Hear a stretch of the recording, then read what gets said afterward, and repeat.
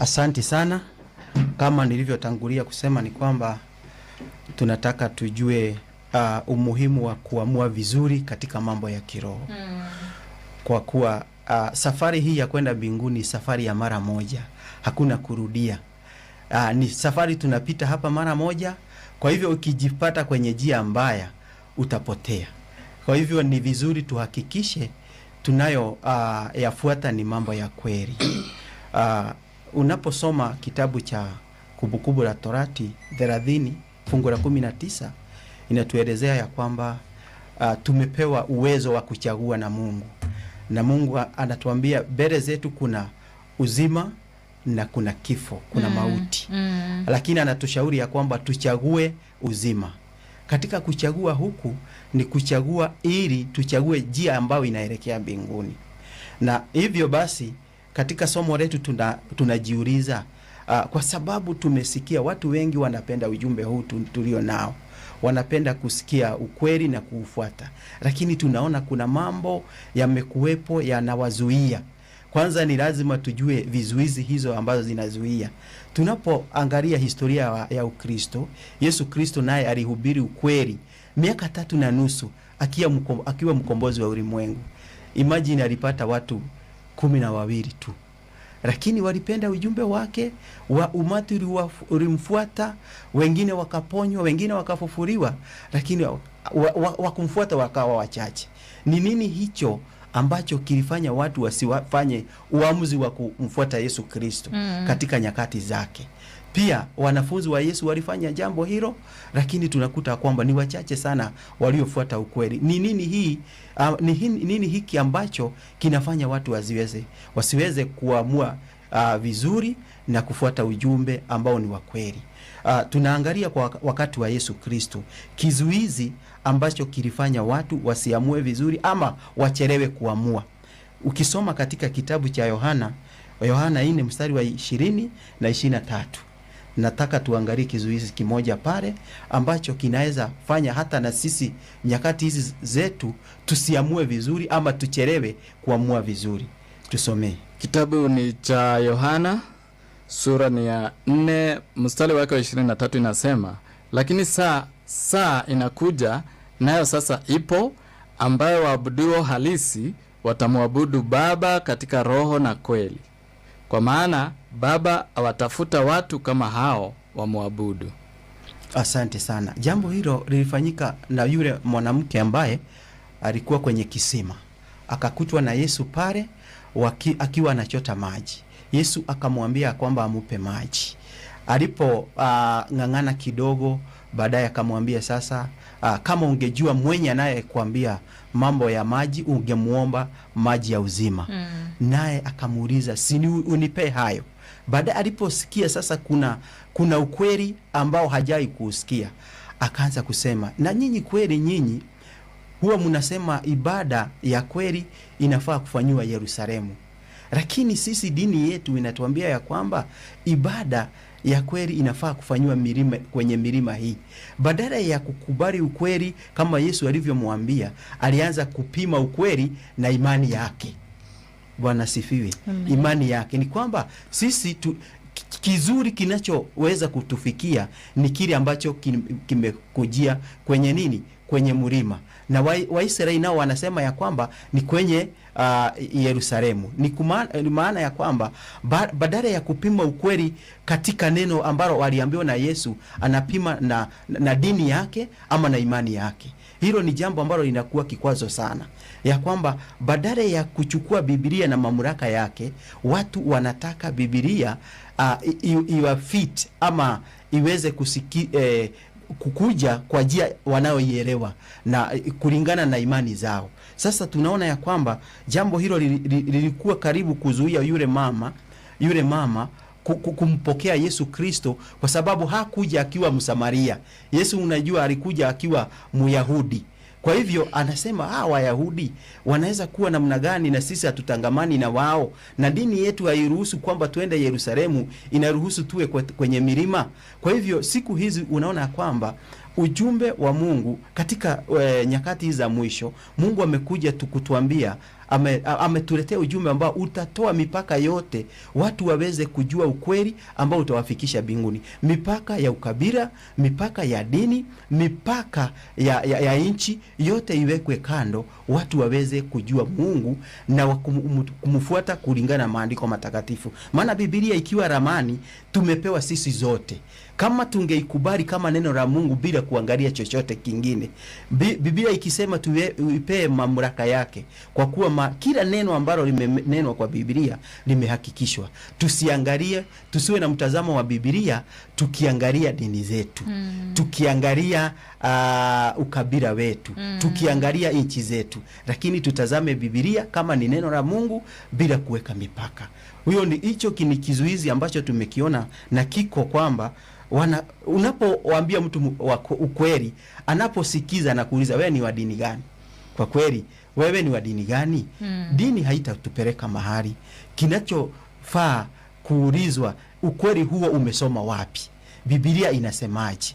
Badala ya kuangalia kwenye dini. Kizuizi kingine ambacho kinafanya watu wasiamue vizuri ama wachelewe kuamua kimeandikwa katika kitabu cha Zaburi 126 fungu la 3. Hebu tusomee. Kitabu cha Zaburi 100 na ngapi? 146 fungu la 3. Fungu lake la 3 inasema hivi. Samahani kidogo, tumeshasema kama neno linatuambia kwamba msiwatumainie wakuu wala binadamu ambaye hakuna wokovu kwake. Asante. Kingine ni kutegemea wanadamu ili waweze kuwajulisha njia ya wokovu badala ya kusikiza neno la Mungu. Kuna wengine wanawekeza wokovu wao kwa watu wengine. Kama ni mtoto anashika imani ya mzazi bila kuhakikisha. Kama ni mshiriki anataka kuamini chochote ambacho anaambiwa na mchungaji bila kuhakikisha kwa Biblia. Sasa kwa hivyo ni kuwa anamtegemea mwanadamu kuliko kumtegemea Mungu.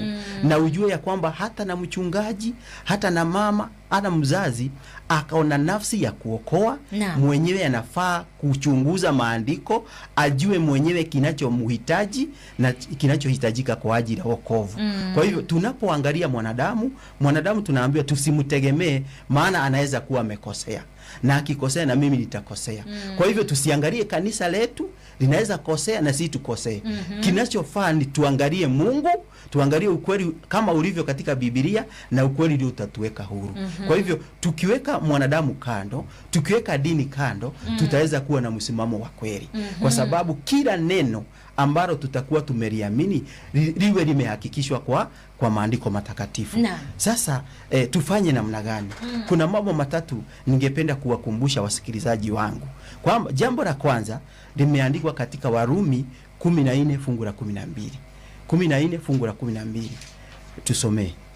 Kitabu cha Warumi sura ya 14 mstari wake wa 12 nasema hivi. Basi ni hivyo, kila mtu miongoni mwetu atatoa habari zake mwenyewe mbele za Mungu. Asante sana. Ni kusema ya kwamba hapa ni wokovu ni wa mtu binafsi. Na utakachokiamini, utakachokifuata, utakachokitenda, wewe utatoa hesabu yako mbele za Mungu mwenyewe. Hakuna msaada utapata kwa mzazi, hakuna msaada utapata kwa mchungaji, hakuna msaada utapata kwa kanisa.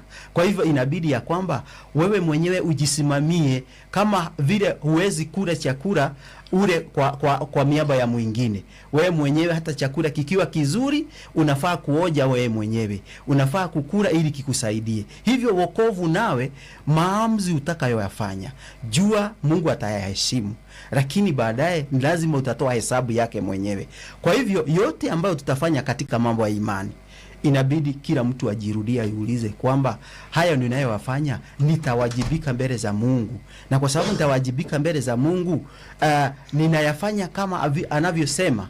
Kwa sababu kuna mambo ambayo ni mambo ya kuangalia sana. Watu wanafuata njia ambayo wanadhani kwamba inaenda mbinguni, na inawezekana isiwafikishe. Maana maandiko katika kitabu cha Mithali 16 mstari wa 25, katika mtazamo wa nje unaweza fikiri kwamba mambo yote yako sawa, lakini kuna wakati ambapo unaweza kuwa umepotea. Sasa ni wakati wa kurudi kwenye njia na kuangalia kwenye maandiko matakatifu kinachofaa ni gani. Tusomee hilo fungu, Mithali 16 mstari wa 25. Kitabu cha Mithali sura ya 16 mstari wake wa 25 inasema hivi: iko njia ionekanayo kuwa sawa machoni pa mtu, lakini mwisho wake ni njia za mauti. Asante sana. Kwa hivyo njia enye umeshika, unasema unaenda mbinguni, nami naenda mbinguni. Je, njia hiyo tumeihakikisha? Je, ama ni ile tuliyokuta, ama ni ile ambayo imezoeleka na watu? Inaweza kuwa imezoeleka na watu wameijua kwa muda mrefu, lakini isiwe ndio njia ya kweli. Hakikisha wewe mwenyewe, maana utawajibika wewe mwenyewe. Lingine ningependa tujue, limeandikwa katika kitabu cha Ezekieli 14 fungu la 14. Kitabu cha Ezekieli ni sura ya 14 na aya yake ya 14, nasema hivi: wajapokuwa watu hawa watatu, Nuhu na Danieli na Ayubu, kuwamo ndani yake, wangejiokoa nafsi zao wenyewe tu kwa hiyo haki yao, asema Bwana Mungu. Yaani Yesu Kristo alikuja kukomboa kila mtu ili apate haki ya kufika mbinguni. Na haki yako inafaa kuwa haki yako mwenyewe, usitegemee haki na usafi na utakatifu wa wengine. Kuna wale ambao wanasema kwamba madamu tu mama ananiombea, madamu tu baba ni wa kanisa, ni kiongozi, mimi nitafika mbinguni maana niko na favor mbele za Mungu sababu wazazi wangu ni wacha Mungu. Hapana, sio hivyo. Mungu anasema hata watu ambao aliwapenda sana, Nuhu alisema alikuwa mtakatifu wakati wake. Yeye mwenyewe katika siku ile hataweza kuokoa hata mtoto wake. Kila mtoto anafaa kuwa na haki yake. Danieli pia, watu wa Mungu. Ayubu, watu ambao walikuwa ni watu wacha Mungu, Mungu aliwapenda. Ili inabidi kila mtu awe na haki yake, aweze kuwa na uhusiano wa kibinafsi na Mungu, aweze kuhakikisha ya kwamba wanaendezana pamoja na Mungu na anatii amri zake na mapenzi yake bila kutegemea msaada wa mtu mwingine. Kama ni mchungaji, ajue kwamba anaweza kuwa na kundi, lakini asipo sawasisha njia zake mbele za Mungu anaweza potea. Na naye mshiriki asitegemee tu maombi ya mchungaji, asitegemee maneno ya mchungaji, ajue ya kwamba anafaa kuwa na connection ya kibinafsi na Mungu mwenyewe na Yesu Kristo ambaye ndiye chanzo cha uzima. Kwa hivyo tunapomalizia sasa, tuulize kile ambacho tunafaa kufanya kama watu wa Mungu, watu wako serious, wanataka kufika mbinguni, ni kitu gani? Tusome kitabu cha Petro wa kwanza 3 fungu la 15. Kitabu ni cha Petro wa kwanza sura yake ya 3 na mstari wake wa kwanza wa 15.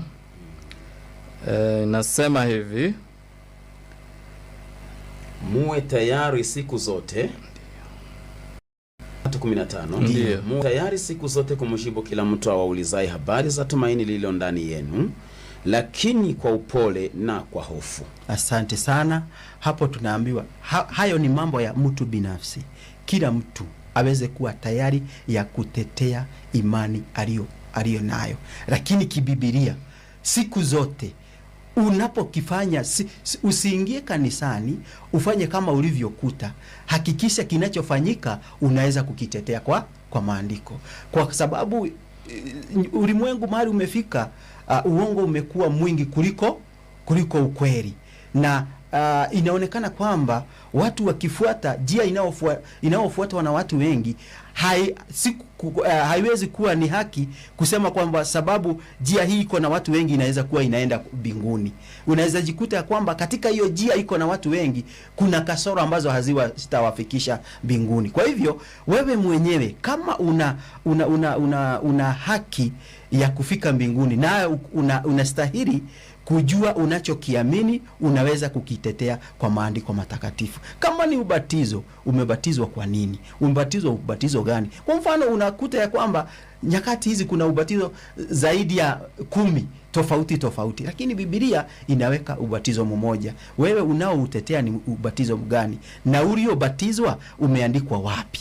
Kwa katika kipengele cha imani inabidi tuangalie vizuri sana, maana unabii wa nyakati hizi inasema katika kitabu cha Isaya 59 fungu la 14 inasema ya kwamba ukweli ni kama umepotea sana, na mambo yanayofuatwa ni kama ya uongo.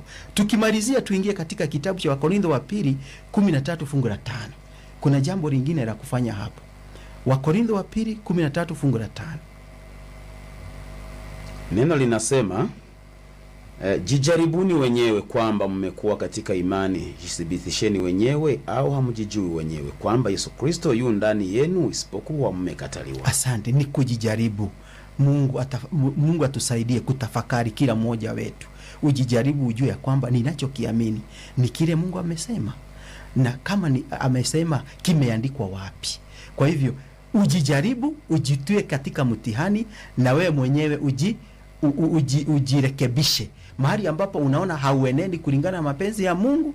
Mungu akuwezeshe kuyatafakari na kuyajua.